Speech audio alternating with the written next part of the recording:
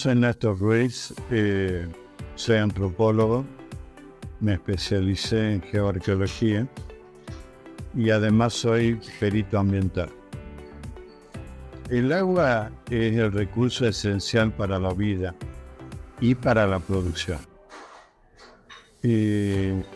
Los seres humanos necesitamos del agua para todos nuestros procesos vitales, incluso económicos. En Jujuy hay diferentes regiones que tienen diferente provisión de agua, algunas en exceso y otras en falta. Más de la mitad de la superficie de Jujuy tiene carencia de agua, precipitaciones inferiores a los 200 milímetros, y hay regiones donde precipitan más de 500 milímetros por año. Ahora, más allá de eso, si nosotros tenemos también que sumar todo el recurso hídrico que quedó almacenado de épocas del pasado.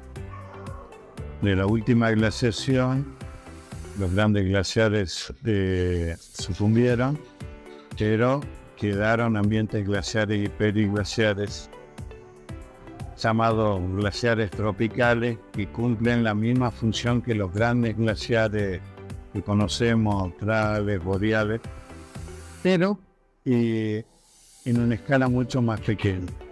Sin embargo, lo determinante es que proveen agua dulce de calidad los 365 días del año. Y eso permite la supervivencia en la Puna y en parte de la quebrada. Y cuando digo la supervivencia, no me refiero tan solo a la supervivencia de las especies silvestres, sino también al el ganado doméstico y sobre todo los seres humanos que habitan ahí hace miles de años. La explotación de vaporítica del litio es un método obsoleto, sin embargo es lo que se aplica en Jujuy, en la Argentina y en Chile, y produce dos efectos. Produce una desertificación superficial de la Puna y por otro lado produce un disecamiento en profundidad. Esto produce un impacto determinante para la vida. Yo siempre pongo como ejemplo, Chile comenzó la explotación antes del litio y las 4 comunidades indígenas que habitaban la región tuvieron que mudarse a las ciudades por falta de agua y gran parte de la vida silvestre se extinguió. O sea que la vida terminó y la Puna de Atacama en la parte chilena hoy prácticamente podemos considerarla un desierto. Si se cumpliera la legislación argentina, esto no sucedería. Si se cumpliera cosas de sentido común, tampoco sucedería. Y para ello voy a dar 2 ejemplos. El primer ejemplo no es que este es el único método posible de producir. Incluso el doctor Calvo del CONICET en la Argentina produjo un método que no utiliza agua para extraer litio. Entonces tendría un impacto ambiental muy inferior al actual. Quiere decir que no hay una sola manera de producir litio. En segundo lugar, las mineras no pagan el agua que consumen, que se evapora y sale del sistema. Si se cumpliera la legislación a la cual la Argentina está adherida, el convenio 169 de la OIT, se podría llegar a vínculos productivos que sean beneficiosos para todos. ¿Sí? Yo como arqueólogo, ¿no? Sé, por ejemplo, el uso del litio en el pasado, ¿no? Estamos hablando de miles de años atrás que se utilizaba para el engobe de piezas cerámicas y que servían para colar metales, y así se producían las maravillas que se hacían en el pasado. El litio tiene muchos usos posibles, el uso de la electromovilidad es una farsa.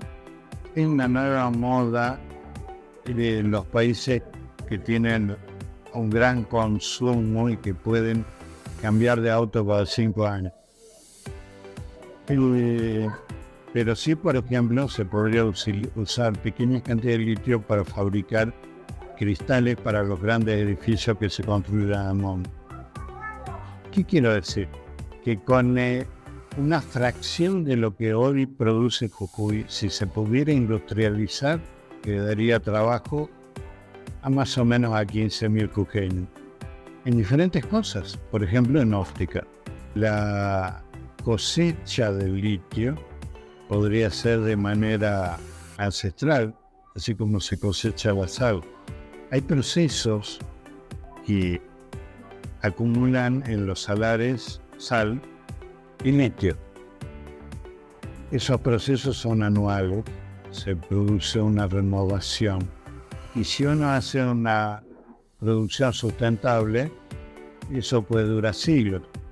Los jujeños cosechamos sal hace miles de años, probablemente hace más de 12.000 años.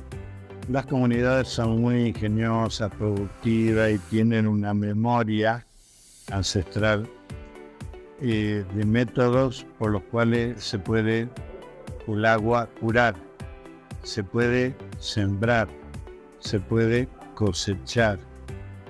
Hay comunidades prósperas que tienen producción hasta de frutales a 3.800 metros sobre el nivel del mar. Y además hay maneras de administrar el agua, y por ejemplo se están haciendo experimentos propios en unas comunidades con sistemas similares al riego por goteo, por ejemplo, ¿no? ¿Qué es lo que quiero decir? Y con pequeñas cantidades de agua uno puede obtener resultados muy superiores en producción a los que se producen en ámbitos campesinos. Debemos mirarnos en el espejo, y nuestro espejo está cruzando la frontera. Entonces, hay muchos jujeños que han cruzado la frontera para ir a Iquique, por ejemplo. Y cuando vos cruzás la frontera, se producen varios impactos que por ahí la gente debería prestar atención. El primero es el silencio. No se escuchan aves y se ven pocos animales silvestres cuando se los ve. Como digo, van a haber a orillas del camino casas abandonadas, pero las comunidades directamente tuvieron que emigrar, se fueron todos. Y los salares suelen tener una costra negra que flota encima de ellos y ya no se ve agua. ¿Por qué? Porque obviamente toda producción minera tiene desechos químicos, industriales, y esos tienen un tratamiento desastroso. Por ejemplo, en Jujuy se excavan cavas y se depositan ahí y después se vuelven a cubrir. Ahora, el mismo elemento químico que en una zona como Salvador de Jujuy, en la tierra, demora 40 años en ser absorbida por el suelo, en la Puna va a demorar 4.000 años. Quiere decir de que la contaminación es acumulativa y, digamos, las generaciones de jujeños futuros van a sufrir el impacto de esto. De hecho, ya pasa dos cosas. Una es aguas abajo, o sea, en cotas inferiores, los valles se están quedando sin agua y están cambiando su matriz productiva. Entonces, en vez de producir maíz, algunos están teniendo cabras, por dar un ejemplo, ¿no? Hay una merma en la cantidad de agua dulce. Y la segunda es de que la explotación evaporítica del litio desde la exploración produce contaminación cruzada. Eso se expresa de dos maneras. Hay agua dulce que aclara en los salares y perjudica la cosecha de la sal.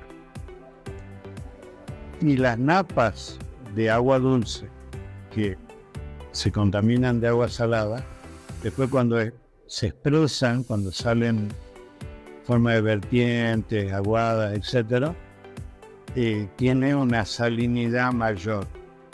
Esto produce que las ovejas, por ejemplo, se hinchen y se mueran. O que la producción agrícola se vuelva mustia y la producción baje significativamente. Esto ya se está viendo incluso en las quebradas Jujeñas.